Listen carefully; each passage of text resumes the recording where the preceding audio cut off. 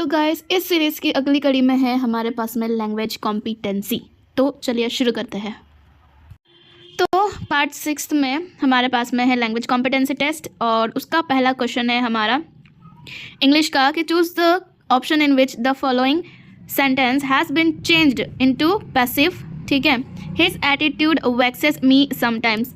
अच्छा, किसी ने मुझसे ये क्वेश्चन आज पूछा ही था कि एट क्यों लगता है और विथ क्यों लगता है ना। तो देखो ये जो क्वेश्चन मतलब ये जो चीज़ें हैं ना ये एक्सेप्शनल में आ जाती है। मोस्ट ऑफ द टाइम तो बाय ही लगता है, बट ये जैसे एट है, विथ है, कभी कभी टू भी लग जाता है। ठीक है, तो ये डिपेंड करता है, किस पर डिपेंड करता है हमारा, तो ये डिपेंड करता है कि जो सेंटेंस है वो क्या भाव बताना चाहता है। ठीक है, तो हम पहले इसका देख लेंगे कि इसका पैसिव बनेगा क्या। सेंटेंस है हमारा कि हिज एटीट्यूड वैक्सेस मी, और ये कैसा है तो प्रेजेंट का है, क्योंकि देखो वर्ब है वैक्स, इसमें आ रहा है SES है ना।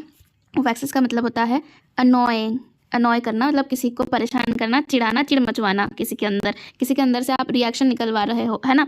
और देखो यहाँ पर क्या हो जाएगा कि जब एक कंडीशन है यहाँ पर, ये एक्सेप्शनल का क्वेश्चन है। ठीक है, पैसिव में एक्सेप्शनल का क्वेश्चन है कि कभी कभी हमको ना एट या विथ लगाना पड़ता है बाय की जगह। इंस्टीड ऑफ बाय हमको क्या करना पड़ता है, एट या विथ लगाना पड़ता है। ठीक है, आंसर दिख ही गया होगा आपको अभी तक। तो चलिए, तो क्या हो रहा है कि जब किसी के व्यवहार से, ठीक है, एटीट्यूड व्यवहार ही है, किसी के व्यवहार से अगर कोई रिएक्शन आता है जैसे सरप्राइजिंग है ना, सरप्राइज्ड आपके अंदर, या जैसे यहाँ पर तो क्या आपके अंदर ही आ रहा है, मतलब मी बोल रहा है तो आपके अंदर ही आ रहा है, या फिर आप अनॉय मतलब किसी से चिढ़ रहे हो, या फिर शॉक हो रहे हो। ठीक है, या फिर अलार्म मतलब कि सचेत हो रहे हो। ठीक है, या फिर डिसअपॉइंटेड हो रहे हो, तो हम क्या लगाएंगे उस टाइम पर, हम लगा देंगे उस टाइम पर क्या, एट लगा देंगे उस टाइम पर। ठीक है, और विथ कब लगाएंगे, जब किसी के व्यवहार से आप प्लीज्ड महसूस करते हो, आनंदित, या फिर डिस्गस्टिंग, ठीक है, मतलब घृणा वाला फीलिंग आ रहा है, या फिर क्या आ रहा है, किसी से इम्प्रेस हो रहे हो, या फिर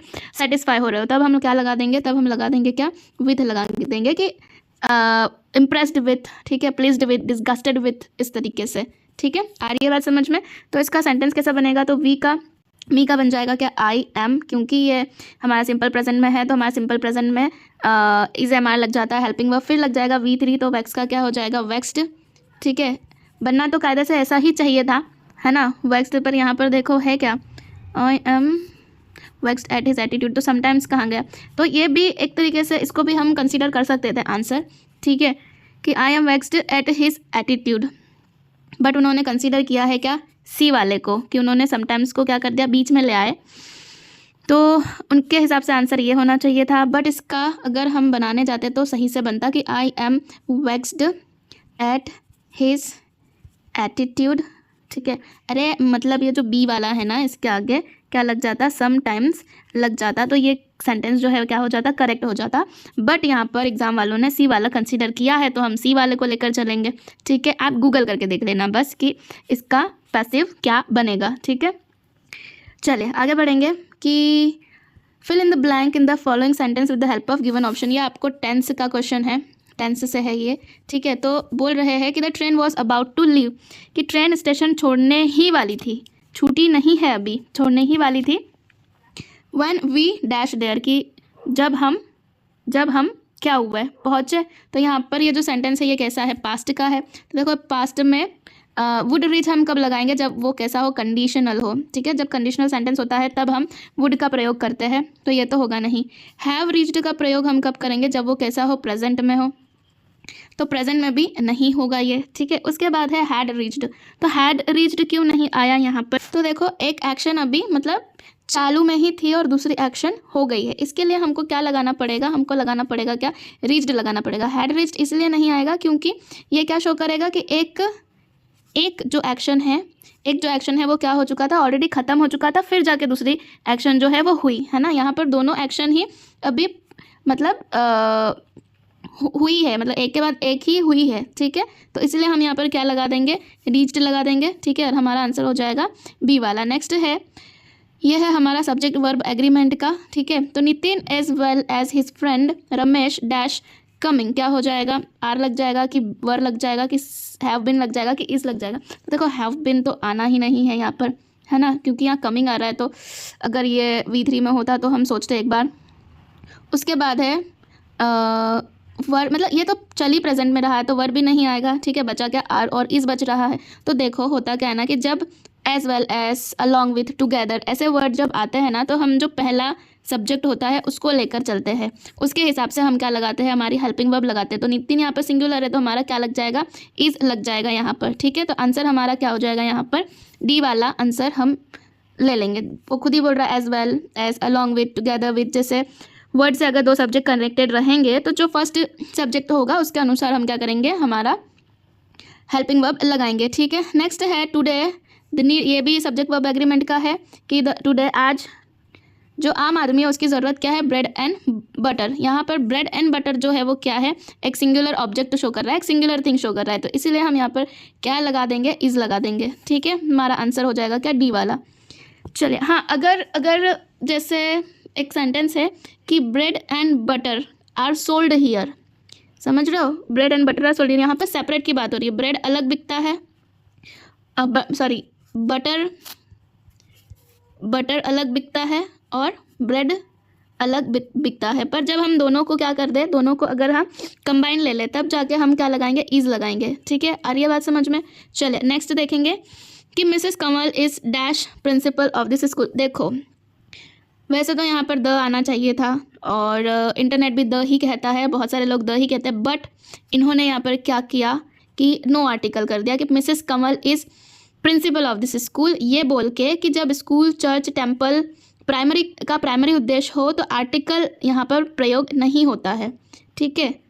यहाँ पर स्कूल, ये वाले स्कूल को लेकर ये लोग चले हैं तो इसलिए इन्होंने नो आर्टिकल लगाया, बट कायदे से तो द होना चाहिए था, ठीक है। बट हम अब इन्होंने लगाया है तो हम सी कंसिडर करेंगे। आगे है रीअरेंज करना है इसको कि people gave president him support him having elected. तो देखो इसका तो ई वाला तो आना चाहिए पहले कि हैविंग इलेक्टेड, ठीक है। तो ई कहाँ आ रहा है, एक ही में आ रहा है सी वाले में, तो हम इसको देखते हैं कि ये बनता है कि नहीं बनता है। तो हैविंग इलेक्टेड हिम, ठीक है। फिर क्या आ जाना चाहिए, प्रेसिडेंट, उसको प्रेसिडेंट इलेक्टेड करने के बाद क्या, पीपल लोगों ने दिया क्या, हिम सपोर्ट, लोगों ने उसको सपोर्ट दिया। तो क्या यह सही बना है, तो जी हाँ, सी वाला हमारा आंसर सही हो जाएगा, ठीक है। चलिए आगे बढ़ेंगे कि fill in the blanks in the following sentence, the witness will dash what I have said, bear up, bear out, bear with या bear और bear on होगा ये, ठीक है। क्या हो जाएगा इसका आंसर, तो देखो यहाँ पर जो मीनिंग निकल रहा है ना वो क्या कह रहा है कि कुछ सहन करना, ठीक है। जो विटनेस है वो क्या करेगा, मैंने जो कहा है उसको वो सहना पड़ेगा, ठीक है। तो सहन करने का जो है वो कौन मीनिंग बताता है, तो बियर आउट, ठीक है। बाकी के हम देख लेते हैं कि बाकी के वर्ड्स का मीनिंग क्या निकलता है। तो बियर अप का मतलब होता है पेश आना या फिर अनुसरण करना। बियर विथ मतलब किसी के बिहेवियर को सहना, और बियर ऑन मतलब क्या होता है, संभालना या फिर किसी पर असर डालना, ठीक है। तो हमारा आंसर क्या हो गया यहाँ पर, बी वाला बियर आउट हो गया, ठीक है। चलिए आगे बढ़ेंगे। Can you tell me how the accident, ये क्या है, फ्रेजल वर्ब है, फ्रेजल वर्ब कह सकते हो, ठीक है। आगे है can you tell me how the accident dash came about, came up, came by या केम डाउन। तो देखो केम अप का मतलब होता है क्या, आपका बढ़ाना, ठीक है, बढ़ाना। केम बाय का मतलब होता है के द्वारा आया, किसी के द्वारा आया, और केम डाउन का मतलब आता है उतरना, ठीक है, उतरना या किसी पर जैसे कुछ पहाड़ वहाड़ टूट जाना, तो वैसा। और बचा क्या हमारे पास में, केम अबाउट। तो केम अबाउट का मतलब कुछ घटना घटी है, तो हमारा आंसर क्या हो जाएगा, केम अबाउट हो जाएगा, ठीक है। आगे है the troops were order to mobilise का हमको क्या बताना है, अपोजिट बताना है। तो मोबिलाइज का मतलब होता है क्या, इकट्ठा करना, ठीक है, इकट्ठा करना, है ना। तो इकट्ठा करने का अपोजिट क्या हो जाना चाहिए, अलग थलग करना, तो क्या डिसमिस हो जाएगा, कन्वेन हो जाएगा, लाइन अप हो जाएगा। रिट्रीट, तो रिट्रीट मतलब पीछे हटना, लाइन अप मतलब एक लाइन में आना, वो भी एकजुट ही हो रहा है। और कन्वीन का मतलब होता है क्या, बुलाना। तो बचा क्या हमारे पास, डिसमिस। तो हमारा आंसर क्या हो जाएगा यहाँ पर, डिसमिस हो जाएगा, ठीक है। नेक्स्ट है हमारे पास में कि he delivered the speech with great aplomb while the following words can correct replace the underline word in the above, which of the following words can be correctly replace the underline word in the above sentence, इसमें किस पर लगा हुआ है, इसमें तो किसी पर लगा ही नहीं हुआ है, ये अपलॉम भी कुछ नया लग रहा है तो यही होगा, ठीक है। He delivered the speech with great aplomb, देखो या तो अपलॉम्ब का क्या मीनिंग हो सकता है कि या तो मतलब कॉन्फिडेंस हो कि बहुत ज़ोर शोर से हो, है ना। डिस्क्वाइट और डिफिडेंस का क्या हो जाएगा, डिफिडेंस का मतलब होता है संशय करना, ठीक है। डिस्क्वाइट का मतलब अशांति और एप्रहेंशन का मतलब होता है आशंका। तो बचा क्या हमारे पास में, कॉन्फिडेंस, तो हो सकता है कॉन्फिडेंस से बोला हो उसने, है ना। तो हमारा आंसर क्या हो जाएगा यहाँ पर, कॉन्फिडेंस हो जाएगा, ठीक है।